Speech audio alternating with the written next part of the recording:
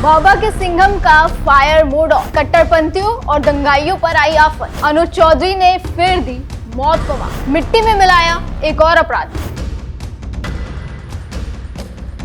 जो भी पर्व और त्योहारों में उपद्रव करेगा उसको हम पहले से इस बारे में कह देंगे कि उसको बिना मांगे जहन्नुम में जाने का टिकट हम काट करके दिला देंगे।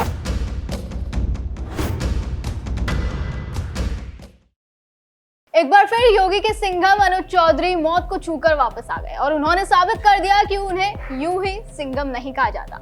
जो अनुज चौधरी संभल में उनके दमदार एक्शन और बेबाक बयानों के बाद सुर्खियों में आए, वही बेबाक अंदाज उनका फिरोजाबाद में भी दिखाई दे रहा है। अनुज योगी आदित्यनाथ की नीति पर ही काम करते दिखाई दे रहे हैं कि अगर प्रदेश में कोई भी अराजकता फैलाने की कोशिश करेगा या किसी भी प्रकार का अपराध करने की हिमाकत करेगा तो उसका जहन्नुम का टिकट काट दिया जाएगा। जिसने भी कानून को हाथ में लेने का प्रयास किया, जो भी राह चलते हुए राहगीर पर हमला करेगा, जो भी बेटी की सुरक्षा पे सेंध लगाने का कार्य करेगा और जो भी व्यापारिक प्रतिष्ठानों में आगजनी करने का दुस्साहस करेगा, जो भी पर्व और त्योहारों में उपद्रव करेगा, उसको हम पहले से इस बारे में कह देंगे कि उसको बिना मांगे जहन्नुम में जाने का टिकट हम काट करके दिला देंगे। लिहाजा अनुज चौधरी के नेतृत्व में योगी की पुलिस ने उसी 50,000 के इनामी बदमाश का जहन्नुम का टिकट काट दिया और उसे यमराज के पास भेज दिया, जिसने अनुज चौधरी पर गोली चलाने की कोशिश करी थी।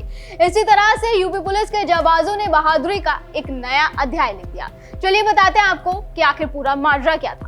दरअसल बीते दिन उत्तर प्रदेश के फिरोजाबाद के मक्खनपुर इलाके में पुलिस और बदमाशों के बीच मुठभेड़ हुई, जिसमें एएसपी अनुज चौधरी को गोली लगी। लेकिन गनीमत ये रही कि उन्होंने उस दौरान बुलेट प्रूफ जैकेट पहन रखी थी, इसलिए अनुज को किसी भी तरह का कोई नुकसान नहीं हुआ क्योंकि गोली उनकी जैकेट पर लगी, जिससे वो बाल बाल बच गए। हालांकि उस मुठभेड़ में योगी की पुलिस ने बदमाशों को धूल चटा दी। 50,000 रुपए का इनामी बदमाश नरेश पंडित को ढेर कर दिया गया। वहीं इस ऑपरेशन में एसओ रामगढ़ संजीव दुबे भी घायल हो गए और उनका इलाज फिलहाल अस्पताल में चल रहा है। पुलिस के मुताबिक एनकाउंटर में ढेर नरेश पंडित हाल ही में हुई 2 करोड़ रुपए की कैश लूट कांड के बाद से फरार चल रहा था। वो 4 अक्टूबर को पुलिस अभिरक्षा से भाग गया था। इसके बाद से उसकी तलाश की जा रही थी।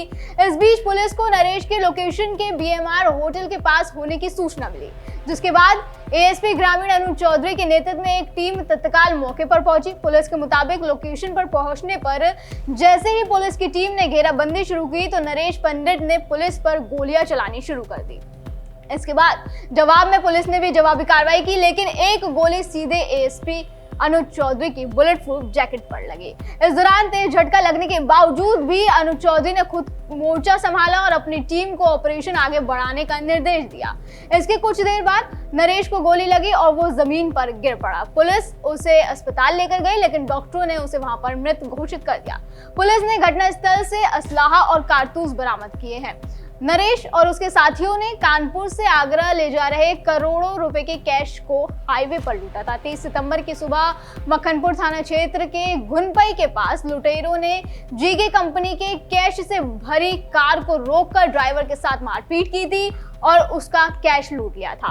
घटना के बाद पुलिस ने एसओजी सर्विलांस समेत 6 टीमों को लगाया था। सीसीटीवी फुटेज खंगालने और लोकेशन ट्रैकिंग के बाद 4 अक्टूबर को पायनेर पुल के पास से 6 लुटेरों को दबोचा गया, उन्हें गिरफ्तार किया गया और उनके कब्जे से 1,53,000 नगद, 2 कारें, 55,000 का आईफोन, 1 लाख रुपए की कीमत की बाइक और असलाहा बरामद किए गए।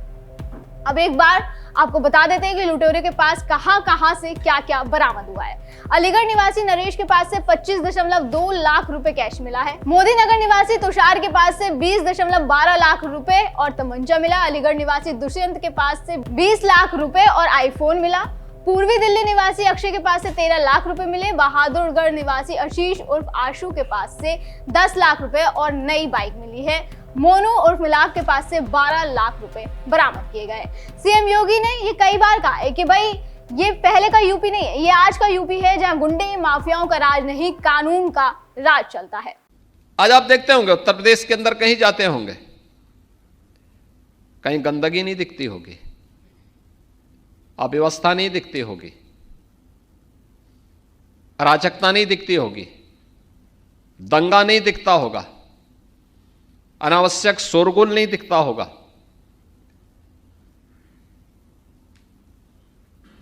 Rule of law